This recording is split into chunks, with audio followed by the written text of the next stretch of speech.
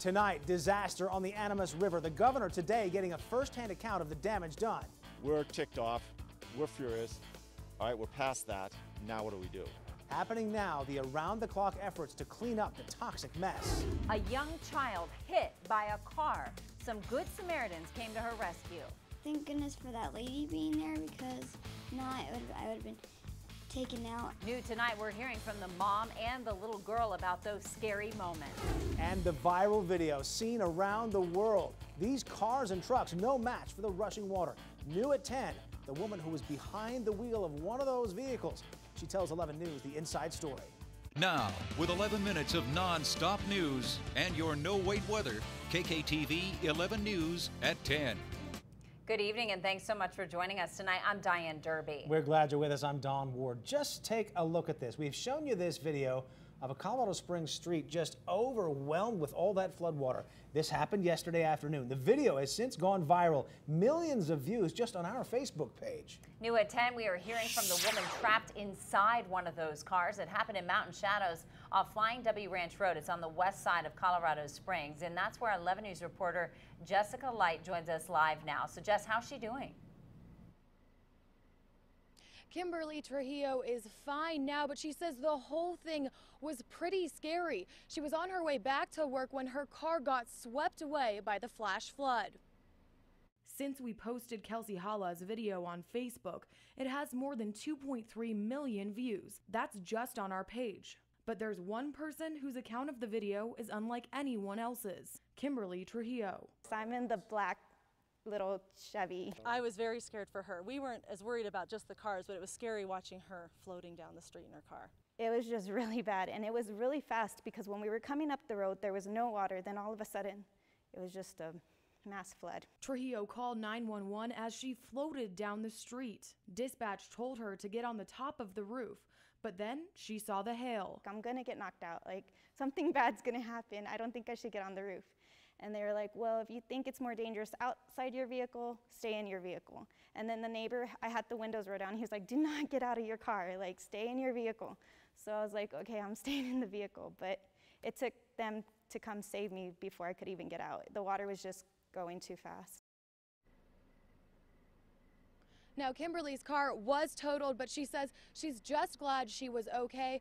Tonight, we checked back in with the couple who shot that video, and they say they're surprised of how much attention it's gotten. They just went outside to get some video for their insurance company or photos of hail damage. Reporting live in Colorado Springs, Jessica Light, KKTV 11 News. Glad Kimberly is okay. Jess, thanks so much. The woman you just saw in that video was trying to get back to work a block away at the Alpine Autism Center in Mountain Shadows in the Springs. That place was also hit hard when school was flooded. Take a look at the inside. The staff says what was also destroyed were silent auction items they were going to use for their annual fundraiser this weekend. This is News Tonight. We asked the city why the debris basin behind the autism school couldn't handle all of the water and debris. They told us simply a pipe there got clogged up very quickly. We also asked how often that basin gets cleaned out. Generally, after every time it rains, we check it out.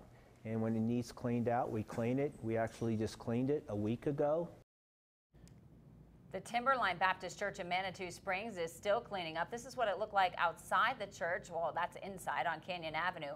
The pastor tells me when the debris and water came into the church, it smelled like fire inside the church since all the debris and ash is coming from the Waldo Canyon burn scar. We had mud and silt that came in through the windows, and it was on the floors and on the cabinets. The pastor also tells me every time it rains near the burn scar, he worries they will face the same thing all over again. Right now, everything is back to normal tonight at DIA. Here's what it looked like a few hours earlier. DIA passengers shared these pictures. A tornado warning brought everything there to a standstill. All flights were put on hold, some even diverted to the Springs airport. Passengers were sheltered in stairwells and in restrooms. And there was good reason for DIA to take those precautionary measures. Take a look at these pictures of funnel clouds spotted earlier near Aurora. Fortunately, it never touched down. This is developing tonight. The members of one family are out of their home right now. A dam breach forced them to leave. It's happening west of Lake George in Park County. And the breach is now having an impact in Fremont County. The sheriff's office there shared these pictures. County Road 2 at mile marker 6 is closed. You can see it's just underwater in these pictures from earlier tonight. Deputies will keep a very close eye on that situation through the night. Right now, city officials are keeping an eye on one home on the southwest side of Colorado Springs. These are pictures from our news partners at the Gazette. The home is part of a landslide, has lost the front yard and the patio. The concern is that this home towers above other homes in that neighborhood off Cheyenne Mountain Boulevard. If you want to read what the homeowners are faced with next, you can check out the story on Gazette.com. New information about a sinkhole that opened up last night on North Chestnut between Vondel Park and Elston Road in Colorado Springs. This is near Garden of the Gods Road. We learned today that sinkhole is 25 feet deep. It is still growing. I'm just glad that nobody got hurt, and I know it's going to impact my driving, time, but I can adjust that. Just glad nobody got sunk into it. It's not clear when that sinkhole will be repaired or when the road will reopen. Crews cannot even go near the sinkhole right now because it's just too dangerous. That's going to take a while. This might too. A second sinkhole also opened up after the strong storms from yesterday. So we're updating you on this one near Fontenarrow and 30th in the Springs. Right now, crews are just keeping an eye on things till they can move in and get all of the repairs finished. And there are still showers and storms out there tonight and more on the way tomorrow. You can track those storms and see when they'll impact your area by going to our website. It's kktv.com. Just click on the weather tab and scroll down to the interactive radar. Meteorologist Emily Roller will have your full forecast coming up in just a few minutes. In the meantime, we want to let you know about this. New at 10. A lot of you might have seen this tonight. El Paso County Sheriff's deputies called out to West Colorado Avenue. This is near Red Rock Canyon open space. Deputies tell us there was just some sort of a fight there at an apartment. Everybody involved was arrested. We are hearing from the girl hit by a truck as she was crossing the street. She was on her way to school. 11 News reporter Elisa Chin talked to that young girl and to her mother. This is new tonight. So, Elisa, how is she doing right now? Diane, she tells me she's a little sore, but overall doing okay. She says she's excited and already planning to go back to school tomorrow.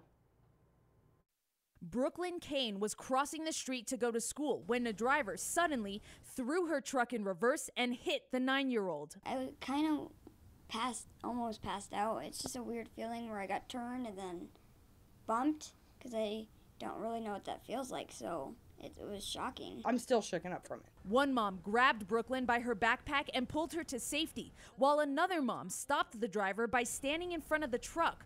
Some say that driver may not have realized she hit a kid. This happened at Evans Elementary School east of Colorado Springs in Cimarron Hills. It was very scary. As a mother, I always expect the worst, and that's what I did. But she's fine. Most kids are in their last days of summer, but soon almost all schools will be back in session. And police are reminding all drivers that school zones are just 20 miles per hour. It's just not worth it. It's just not worth that one child being injured if you're not paying attention or you don't slow down. Tiffany says she's so grateful to Evans Elementary and the moms who helped Brooklyn during the terrifying accident. I'd like to thank the person who helped me, and I hope something good happens to her because she saved a life today, so I'm happy. As police are reminding all of us to be careful, they're also telling me that if you are ticketed in a school zone in Colorado Springs, the fine is doubled and you're automatically forced to go to court. Live in the newsroom, Elisa Chin, KKTV 11 News. Elisa, thanks so much. A driver involved was ticketed for careless driving causing injury. Right now, Colorado Springs police are asking for some help. They're trying to identify a man who was found dead off Voyager Parkway on the north side of the city. He's white, about 5'8" and 130 pounds. He has brown hair and brown eyes. He has a tattoo on his left forearm that says Daniel Jones. Police don't know if that name is accurate, though. They believe he's a homeless man. Anyone with information that might be helpful is asked to get in touch with the coroner's office. The number is on your screen there, 719-390-2450. 11 minutes of nonstop news continues now with this. A deadly stabbing is under investigation. It happened last night on East 13th Street in Pueblo. The 25-year-old victim was found outside a home with a stab wound to the chest. This is the 6th homicide in Pueblo just this year. Edible marijuana products in our state may soon be labeled with a red stop sign. Colorado is finalizing new rules for the appearance and packaging of edible pot. The new rules would also ban the word candy on the label. The proposed rules will now go to a public hearing before final approval. Tonight, we know it will be up to the voters to decide whether or not a $250 million sales tax increase will happen in Colorado Springs. The city council members voted 8-1 today to put that measure on the ballot in November. Here's how it will impact you. If it passes, the tax increase would mean you spend an extra 62 cents out of every $100 on items you buy in Colorado Springs. That money then will be used to fix major infrastructure problems with the city's streets. We're talking potholes. It's time to get your No Wait weather now with meteorologist Emily Roller. Rain on and off for a lot of us most of the day and into the evening. Who's seeing the rain right now, Emily? Well, most of us along the I-25 corridor in the clear, staying dry throughout the night, but we are still tracking a few areas of storms out into the eastern plains and over the higher elevations, mainly west of I-25. Let's get you a look a little closer around the area. Around Beulah, tracking a few lightning strikes there. Texas Creek picking up on some shower activity, light rain around Canyon City. And as you head over toward Ordway and into Haswell, tracking some light to moderate rain in that direction and still seeing some lightning strikes out there as we head into your nighttime hours tonight. Now, because of the rain, still dealing with some areas of cloud cover, although we are seeing some thinning along I-25. And that will continue as we move into the nighttime hours tonight. So if you have plans maybe heading out around midnight, midnight is the best time to start viewing the Perseid meteor shower. You are going to be dealing with areas of clouds around the I-25 corridor. You'll want to stay away from city lights. And if you want to view those a little bit better, conditions will be a little improved as we head to your nighttime hours tomorrow. Fewer clouds on the way for your late night hours on Wednesday. Now, around the Springs, heading into Wednesday, tracking a change from what we've seen out there the past several days. Going to be drier, also warmer. A nice start, a lot of sunshine early in the day. Will stay mainly dry through your lunch hour with that chance for a few scattered storms rolling in by about 3 o'clock. We're also going to be dealing with temperatures a little warmer into the mid-80s. So if you have plans to be headed out for a hike tomorrow, the morning hours going to be your best bet. If you're headed up to Manitou Springs, hiking the incline, still mainly dry by noon, although you will want to finish your hike shortly after that. Temperatures across the Pikes Peak region warming into the 70s over Teller County, near 90 tomorrow in Fountain and 87 tomorrow in Ellicott. Planning out your day in Pueblo, you're also seeing a return of the heat into the low 90s, still mainly dry as you roll to about 3 o'clock. Out to the west over Canyon City and Florence, low 90s on the way tomorrow, also seeing a better chance of a thunderstorm out to the west of I-25, and that's where we really see the best chance for any storms during our Wednesday afternoon, although they do push a little bit farther east into the I-25 corridor right about the evening commute, with chances continuing to about 10 o'clock and then beginning to wind down as we head overnight and into your Thursday. Now, Thursday, that's going to be the driest day of the week. We continue our warm up into the mid-80s, and then beginning Friday, we keep that chance for spotty thunderstorms in all the way through the beginning of next work week. In fact, Sunday and Monday, keeping a close eye on that for the possibility of some widespread and maybe some heavy rain into the area. You'll want to stick with us on that forecast. Mainly dry the next 2 days in Pueblo. Also seeing a return of the heat, mid-90s work in Thursday and Friday with spotty storm chances as we head into the weekend. That's looking at your forecast. Don and Diane. All right, Emily, thanks very much. Tragedy hits twice. 2 sons lost in the military.